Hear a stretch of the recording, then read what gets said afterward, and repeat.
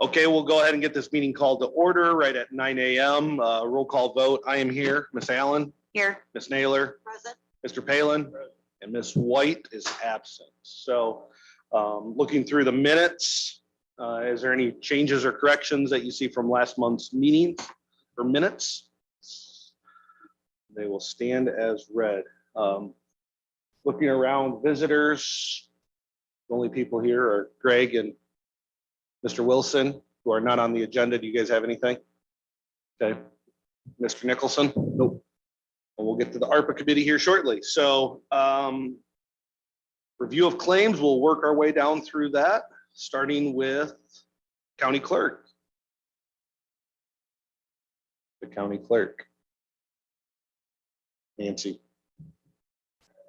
Hi, would you like to give your report? Oh, my report. I'm so sorry. I thought you said we're going down the claims. Okay. So sorry. No, well, Monday. it's fine. Wake up, wake up. Eesh. Okay, so I have updates on the up and coming general primary on June 28th. Your petitions are available. You can pick them up in my office on the first floor if you haven't already. Your precinct maps can be found on the county's website. Your important filing dates are going to be March 7th to the 11th from 8 to 4:30. And then on Monday, March 14th, I take petitions until 5 p.m. And just a reminder that that office cannot accept any petitions before March 7th. The new voter registration cards went out in the mail on the 3rd. And just so everybody knows, they have a new updated look because they were printed by my new election company, eLiberty. And that's all I have. Any questions? Yep, so we have to be in line at 8 or 8:30 on the 7th, just to clarify that for everybody. Yep. You can be in line at 8 o'clock when we open. Okay, but everybody at between 8 and 8:30 is considered the same time, or 8 o'clock?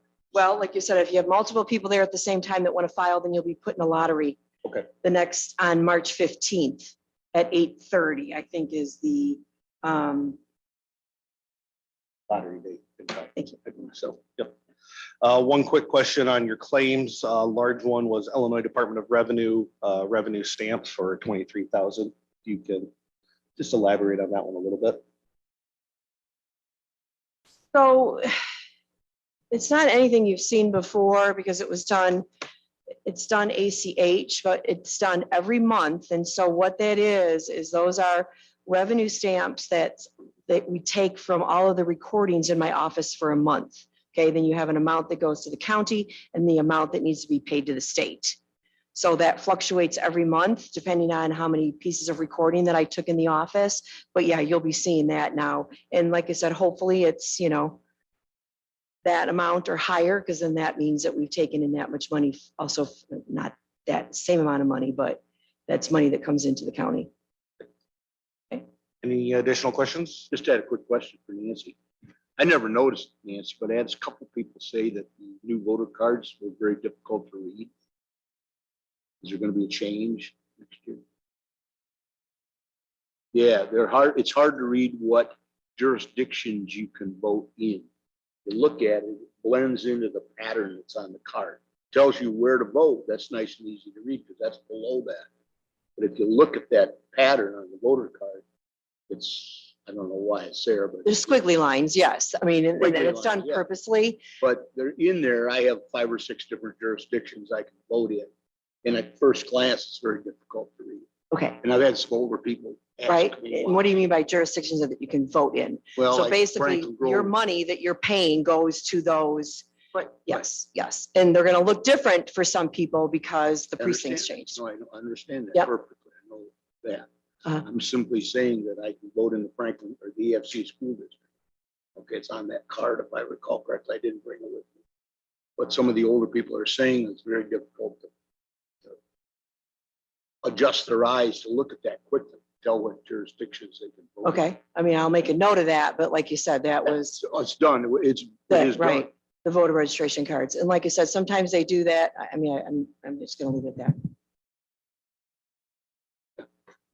That's all. Thank you. Thank you. Moving on to the treasurer and Paula. You have a report? business as usual. Other than, I think for the most part, our new automated claims process is going pretty well. We haven't had too many, I mean, there's been a few hiccups, but overall, it's going pretty well. So be happy with that. Anything for the treasurer's department? Thanks, Paul. That was like a Chris Norberg report. Moving on to ROE. That's fine. I'm good with it. Chris, looks like you put in 2 months worth of claims and It is, I know it's a little bit bigger. It's actually 2.5 months. perfect. So that's why it's a little bit more. It should be normal costs. Although, you know, my assistant superintendent and I, we attend one big conference a year. And that's in our training line item budget, you know, for travel. And that's in November. It's called the III. And that's where the school boards, school business officials, and superintendents have their big conference in Chicago. So there are some expenses on there for that, but it is 2.5 months. I had a long report this month. I know there's like 11 pages. I'll just try and hit the highlights because you can read through it. Our office, the Illinois Association of Regional Superintendents of Schools, is responsible for surveying all the superintendents in the state every year to get their concerns about educator shortage, not just teachers, but all educators in their building and open positions. And we just had the results published. I'm happy to say you just don't get 100% return on surveys, but in our area we did. We have 24 school districts, and I know it says we had 23 responses, but Mr. Harper, God bless him, has taken on the responsibility of being superintendent of Rochelle Elementary and Rochelle High School. So he answers to 2 school boards and gave responses for both Rochelle districts. So we had 100% response, and all those bullet points on the top of my report are their feelings on how bad it is. I won't go through them individually. You can read through them, but you can see that it's a real concern with teacher shortage, with our other staff that's not certified teachers, you know, like our cafeteria personnel, bus drivers, and then our substitutes. It's been really, really bad. The report from the regional soups also talks about 4 things that we want to see in the future, which is increased funding, which Governor Pritzker did just propose in his new budget to increase the EBF line item, which would be great if that gets approved, to give districts and us a little bit more money to put into the teacher pipeline. We want to try and streamline restricted requirements, get more people into teaching and substitute teaching. And we want to try and help schools find more candidates to meet short-term educator shortage needs. It's something that we're constantly doing at the office. Like I have a neighbor who just retired, ran an Edward Jones office in Morrison, and had a bachelor's degree and loves teaching math, good at math, and got a hold of me. I got him his sub license, and then a month later he was filling in at Fulton High School because they're algebra teacher went on maternity leave. So it's just trying to get people that are interested, maybe from a different career, find them, get them interested in becoming a sub. I know our office is going to schedule 2 big events, either at the end of July or beginning of August, where we're going to inform the public about what the requirements are to being a paraprofessional and what the requirements are to being a substitute teacher. And then we're going to host that event either at our office or SOC and have people come out and get them the training, get them their fingerprints, get everything done so we can increase our list going into the fall. One of the things that our office is doing and has been doing for a while, our career pathways work. You may have noticed the billboards up now, and some of the work that we've been doing. I've told everyone we're going to do everything we can to bring in any state and federal grant money that they want to give us to help make things better here in our 3 counties. So it's been a pretty big grant that we've been working with over the last 4 years, and it focuses on students that want to go into education, students that want to go into agriculture, and students that want to go into manufacturing, because those are our 3 biggest needs here in the 3 counties as far as careers go. So you can see the schools that have been working with us on that. And we're really excited at the point that it's gotten to. We had 4 last year. We had 4 students graduate with our education pathway endorsement. And what that means is in high school, they have to engage in certain work. They have to do a career exploration, participate in team-based challenges. And then the important part is completing education-focused coursework with a minimum of 60 hours of hands-on experience, either in the teaching environment or in a daycare setting. And they automatically graduate with 6 hours of dual credit through SOC, which is awesome. We're currently working with Western Illinois University in Northern Illinois to see what those colleges will do for our students that graduate with those pathway endorsements. And we're probably this spring going to have around 6 or 7 that are going to graduate with that endorsement again, that we're encouraging to go to college, get their teacher certification, and then hopefully stay here in the area to teach. And we're doing the same things with agriculture and with manufacturing. It's been big for us. And there's a copy in your packet of a couple of billboards that we recently put up to kind of highlight our local educators that are going to go into education, and the ones that have stayed in education are doing a great job for us. So updated professional development report. You can see we were very busy, even though a lot of it's been through Zoom. We still had 216 people participate in professional development through our office. Quick update on the Regional Center for Change. We had an organization donate some old weight equipment to us, and we were able to get a room in the basement outfitted. So now, in addition to the work that we do in the classrooms, the staff and students have access to some fitness equipment. And one of our students, who's a really good artist, did that mural on the wall for the weight room that the students and staff really like. So we'll do that in there. Nexus update. We're just continuing to grow and grow. I can't thank the county board enough for the money that they contributed for this first year. You can see in my report, we've now had over 700 contacts with families. And it lists all the things. I know I've talked to this before about what we've been able to do with getting people housing, getting people work, getting people into counseling for substance abuse, handling some domestic violence issues, COVID support, getting some families some food that didn't have food. So we've been really rocking and rolling with that. It continues to grow. You can see the graph that we put in there are the number of families by district that we've been working with. And we're already getting contacted by a lot of the school districts that weren't in it this year that want to know how to get in it next year. So I do think we'll be able to get that program. It's going to be able to be funded on its own. The school districts in our office, I think we'll be able to take it from here. So I really appreciate that first year funding. There's a survey in here for our Parents as Teachers program. We're doing a lot of work with the state and federal government in this area. The Sauk Valley area has been identified as an area that has a lot of support for people. So we're happy about that.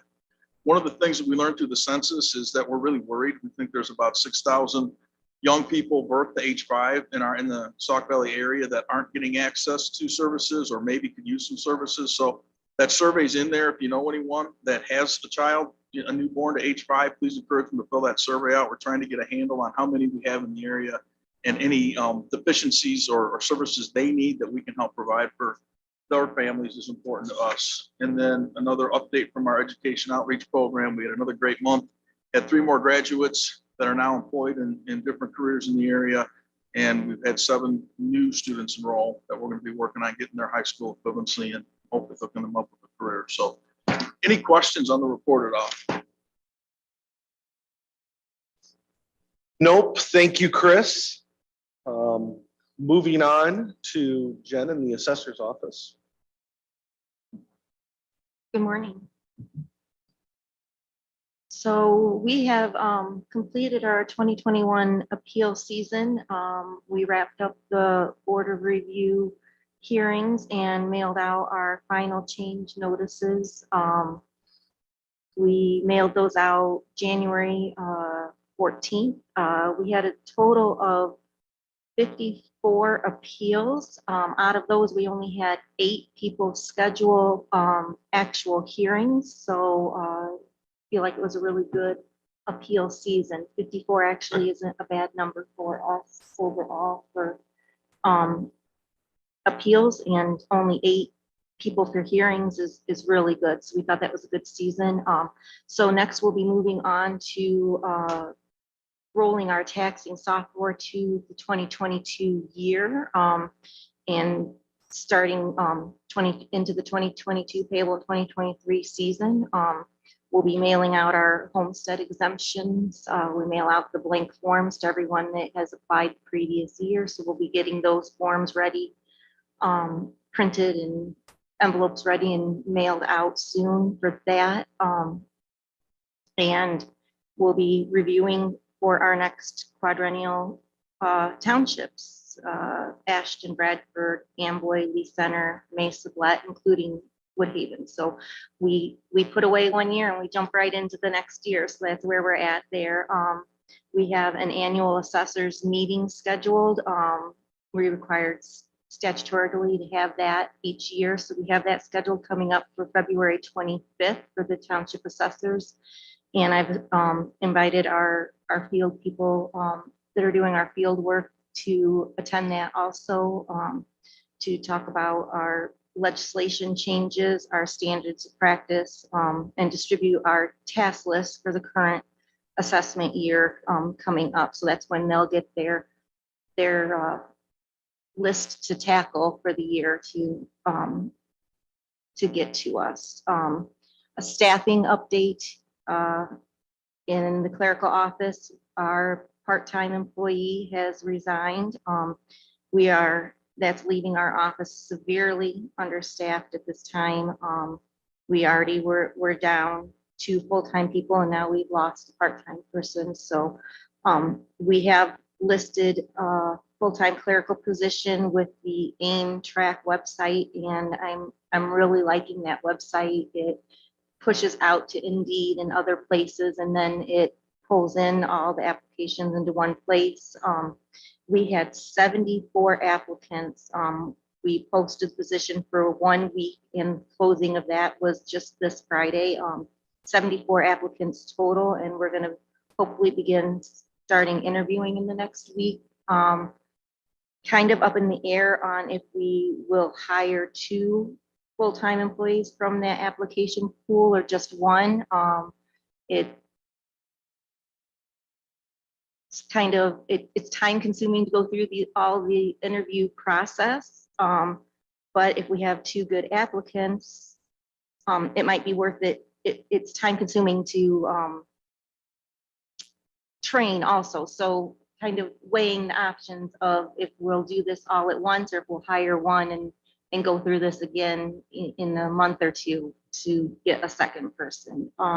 Also, Carmen and I have been talking about the GIS position and the listing for that, and we're about ready to pull the trigger on putting that GIS listing out to get her a person for help with that. So hopefully we'll be getting our staffing up here soon.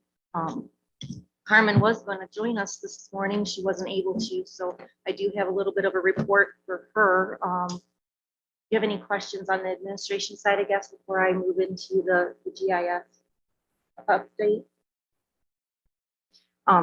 So for Carmen's report, she's continuing to work on restoring functionality of the map portal, which is what the web service map. So I don't know if Wall uses that, but you probably noticed a couple weeks ago, there was a few days where it was down.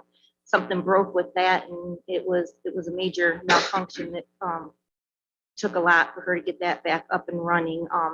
The site is working now, but not all the updates are functioning. So she's still working with the software provider and consultants to get things repaired on that. And she notes on here that she's learned a lot about the server side of the maps in a very short amount of time. And I will verify she put a lot into that in a very short amount of time, but she stuck with it and got us back up and running, and she's still working on it to get us full functioning. But besides that, she's working with 911 and their vendor Motorola to configure their new dispatch software and make their updates. She'll be training them, 911, to make some simple updates to the map on their own, as almost all of the functionality is map driven. So they want 911 to be able to do some of their mapping updates on their own. So she's not doing all of that. That would be more than a full-time job if she had to keep doing all of the updates. She's also got another statewide NG 911 update for that project to be working on. And then she's been working, or she has the boundary and annexation survey from the census that has to be updated and reviewed and returned by March 1st. She updated and posted the new election precinct maps on the website, and she says we will be posting the GIS position hopefully this week, which we've been working on collaboratively. So, any questions on the GIS side? Okay, that's what we've been up to. I do have a question on the health insurance and Envision Healthcare. That if you guys can help us, we've got insurance deductible. Can you guys explain that between either Paula or one of you 3 ladies? The claim for 12,000 and the claim for 10,800. It's Envision Healthcare deductible reimbursement Lee 010 insurance deductible.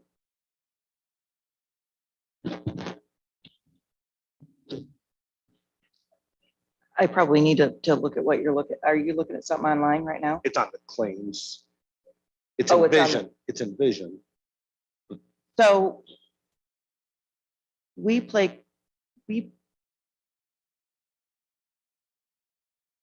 what's it called again? Vision healthcare, And what's the description? deductible reimbursement, Lee 1010.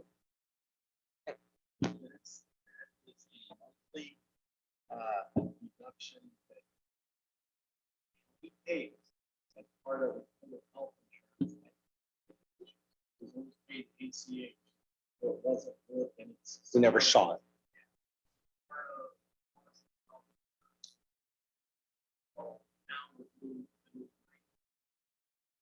See it, that see that. Perfect. We So just, it's $22,000 a month? that's 2 months worth. Oh.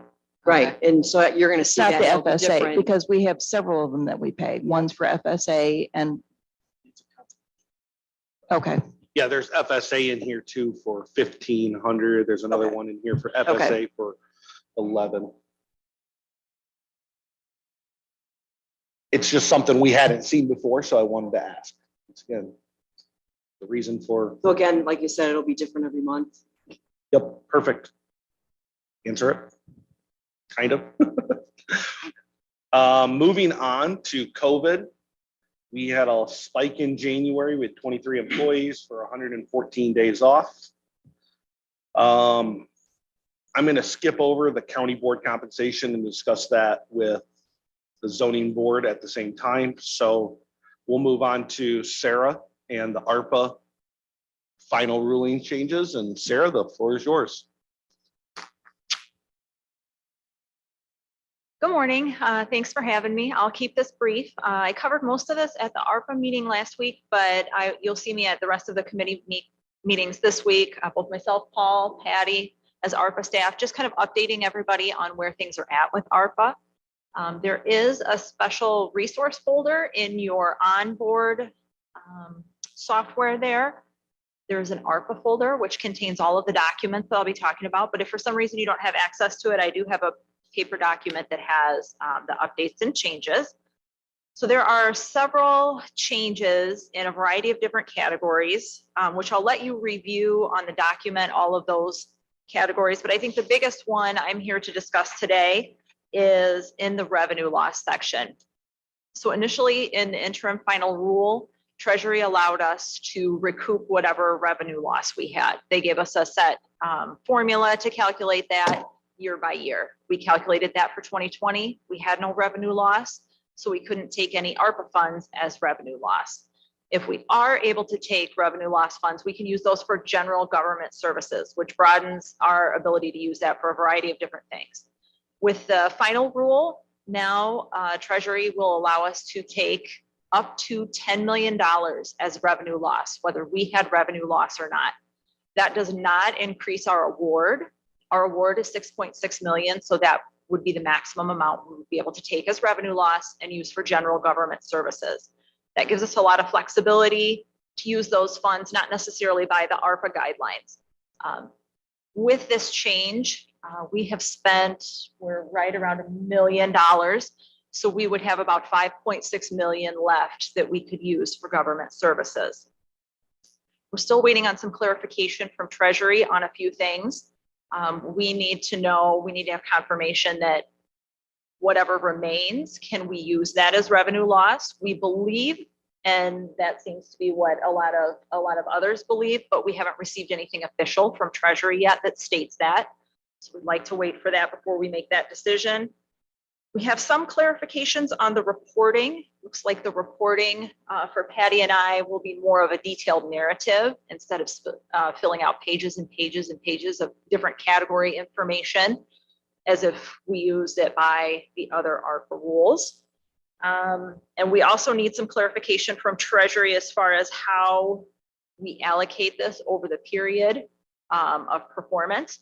Do we have to decide that up front that we're going to use X amount each year? Can we decide that year to year, and how do we allocate that? So those are kind of the unanswered questions that we have right now from Treasury that we're waiting on before the ARPA committee can make a decision.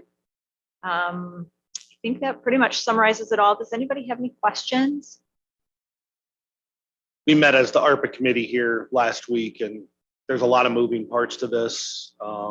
Really, for us, it simplifies the reporting process is what, if we take this as a revenue loss, and it'll help the group in the back of the room report directly to the feds. We're still trying to figure out what the treasurers, there's some other moving parts that we want to make sure we cross our Ts and dot our Is, but thank you, Sarah. All right, you're welcome. Moving on to Lee County Weed Control Superintendent, I'll entertain a motion to approve Terry Zink as the Lee County Weeds Control Superintendent. I'll make a motion. Ms. Allen, Mr. Palin, any discussion? All those in favor? We're going to move this on to executive. That's what your motion is. Moving this on to executive. All those in favor, signify by saying aye. Aye. Anybody opposed? We're going to do real quick, kind of bouncing around here a little bit. Sexual harassment, Freedom of Information Act, Open Meetings Act training. We need to do sexual harassment training. Becky will be sending that out to you. So I got an email from Wendy asking if we can wait till later in the year to send it out because the state of Illinois still has 2001 out there. I got an email from them saying I could change the date and send it out as our current source that we use. But Wendy thinks we should wait till later in the year to send it out so we could actually get the current updated information that they're actually sending out. Plus, if we've got new employees, there would be no confusion as to whether or not they were duplicating 2001 or 2002. So, Okay, so we'll wait on that. and I think she said August or September. So I'll get back to you. Freedom of Information Act and Open Meetings Act, I believe we're going to push that out to everybody on onboard to complete. Even if you've completed it in the past, we're going to ask that you complete it again. This way it allows us to track it through the onboard system. It's not super hard to do by any means, but we're going to ask people to go there. So moving on to zoning, planning, and county board meeting per diem increase request from January Finance Committee meeting. And this came from Finance. Charlie was in there and recommended that we discuss it here as we were discussing county board compensation as well. It came out of Finance that they're kind of him-hawing around the idea of an $80. They're currently at $60 plus mileage and per diem as well. And their recommendation was 80. The conversation is really whatever zoning goes to probably is where the county board needs to go to. So I open it up for discussion. I know we had talked originally about county board staying the same. We talked about whether you wanted to increase the chairman, whether you wanted to add anything for vice chair. So I open it up for discussion. Anybody has anything? It's Naylor. Zoning board or? Finance, it came from Mr. Kitson, and they do a ton of work just like we do. And this sets a salary for the next 10 years. So as you look to 2032, $80, what's that going to look like in 2032? So none of us are doing this to get rich by any means, but Finance has recommended. Finance has discussed, no, not the zoning board. They don't have anything. Mr. Rick, totally right, totally out of brain part. Yep. Use them, Mike.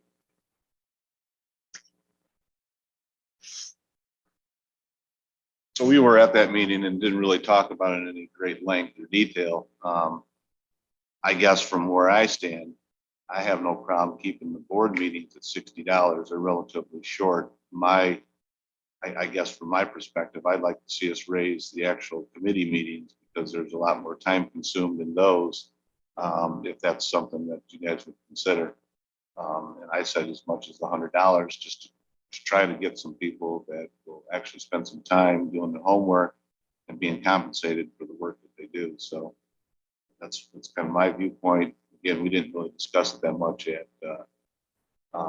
finance, but the other side of this is the next election, we are going to be cutting the board size by 4. So I mean, I don't know that it would actually cost us much more money, if any, based on the savings that we would be saving in the overall cost. So the math that I have done is roughly, you could go to $74. It would be budget neutral.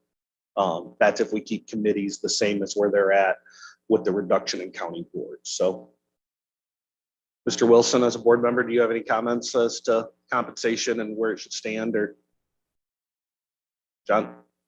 I agree, in 2032, it's gonna look pretty small, $60, even $80.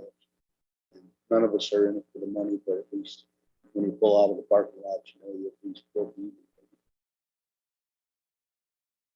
Is this something that needs to be decided now, or do you think it's more a new board make the decision? So the new board cannot make the new decision. So that's the reason why it has to be discussed now. So, and it can only be done every 10 years Okay, because you can't vote on your own pay raise is essentially what it is. So with all of us being up for reelection, that's what I see. allows it. Along with it, isn't there a few of the department head salaries that need to be discussed as well? Department head salaries, and I think we pushed that back off to finance just because we don't have the budgetary. That's too big of a number for us to discuss. I think we can make a recommendation for zoning and county board here. But I think the number for all of these I ladies, just thought that had to be part of the resolution as well. So there was 2 separate resolutions. So I think finance has to be the one that discusses that one. Right. So Chris, since it was tabled in December in admin, do we want to take it off the table for finance then? Or do we Well, have, we'll take it off the table if we're gonna make a recommendation. well, I meant for the elected officials. We can, can I entertain a motion to what would it be? Take it off the table and send Send it to- department head salaries to finance. Ms. Naylor, Ms. Allen, all those in favor of taking it off the table and sending it to finance to discuss, signify by saying aye. I, Anybody opposed? Now the county board compensation and zoning, like I said, I'm kind of with Rick. I do think the committees, you need people prepared, more engaged, doing homework. and I would like it to be budget neutral though, but And I'm trying to look at it from a reporting issue on Paula's side. I'd like to see it $100 for maybe this meeting, but only $60. But if we can just average it across to a $70 or $80, that would be much simpler for Payroll, payroll. yeah. So You're I'm gonna looking create a at lot it of from comp- that standpoint.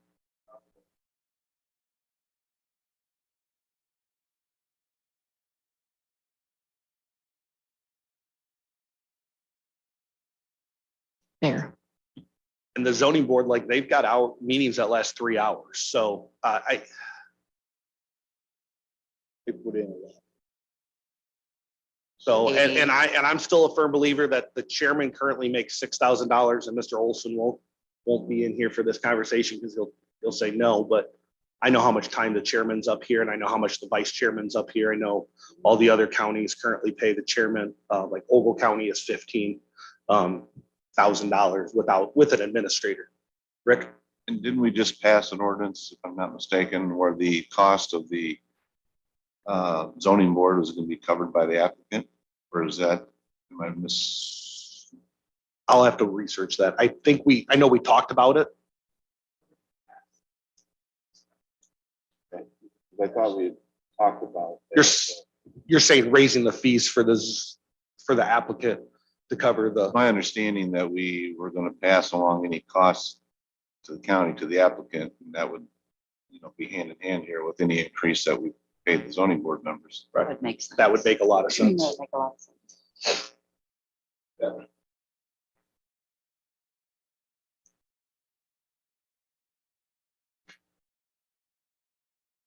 They do that right now in terms of paying for the facilitator, like when you've got these bigger wind farms, solar farms coming through, that's covered by the applicant right now, but it's not covered for the ZBA members.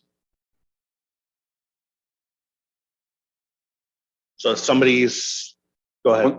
One thing you might want to consider is, to have the applicant for the rezoning of a little mom and pop shop versus a wind farm. You may want to figure out some way to make it sliding different. There's a lot of dollar involved there. Charlie, can you do that? You can just sit up here, Charlie. Yeah, go ahead, Charlie. I think you're gonna have some problems with some due process right to that point then, because you're gonna be saying these people don't have to pay for it, but these people do. So how are you gonna decide where that threshold's gonna be as well? Can you do it based on Mike's the question got asked. cost? I think that'll be, Like that's gotta be a conversation in properties with the zoning and that. So Rick, you got something else? Well, these larger projects usually come with a higher price tag on the permit fees too, so that you could look at that part of the permit fee is covering cost of the zoning board members to, I mean, Correct. in all reality, that's the way it should be probably. I do think when you're talking about over a 10-year period of time, to your point, 2032, $80, who knows, right? So it's entirely up to you guys if you want to make a motion now, if you want to table it and chew on it some more. I know where I stand, so I think it needs to go to $80 personally, and I believe the chair and the vice chair should both get.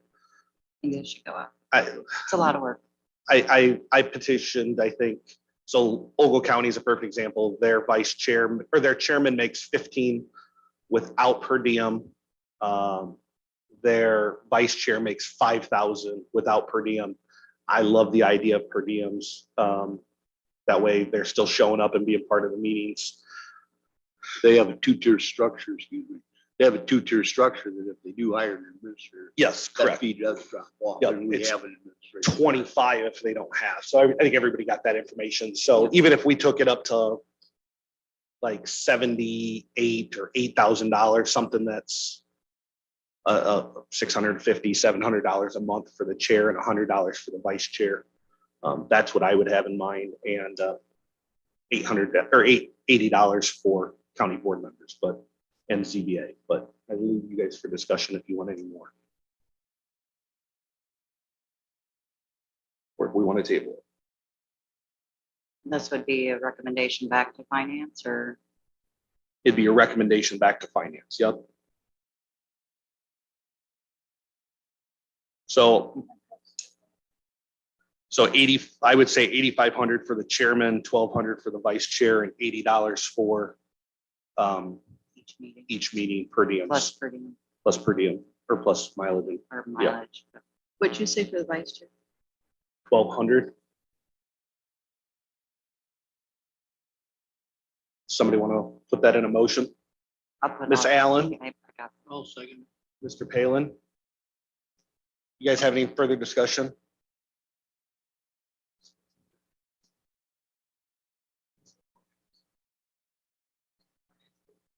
Yep, this is our recommendation coming out of admin to finance. So $8,400 for the chairman, Under- $1,200 for the vice chair, and $80 for county board and ZBA members per diem, Plus mine. plus mileage. Then 84, not 85. 84. 84 is $700. Oh, So I do it, once again, I like round numbers. Maybe Paula doesn't. I'm guessing she does. All those in favor signify by, you want a roll call? Oh, good. Signify by saying aye. Aye. Aye. Anybody opposed? Fantastic. Rick, now you got it on your agenda. You guys can discuss it. So thanks. I have nothing else. Election department update, you're good. Nancy, I think you kind of touched on that. Yeah, and I'm sorry, just to clarify what you said, that you can line up at 8, but it's 8:30 that they'll take the petitions on those days. Okay, thank you. No executive session, and I'll entertain a motion to adjourn. Miss Naylor, Miss Allen. All those in favor, signify by saying Aye. aye. Anybody opposed? Nope. Everybody have a happy Valentine's Day.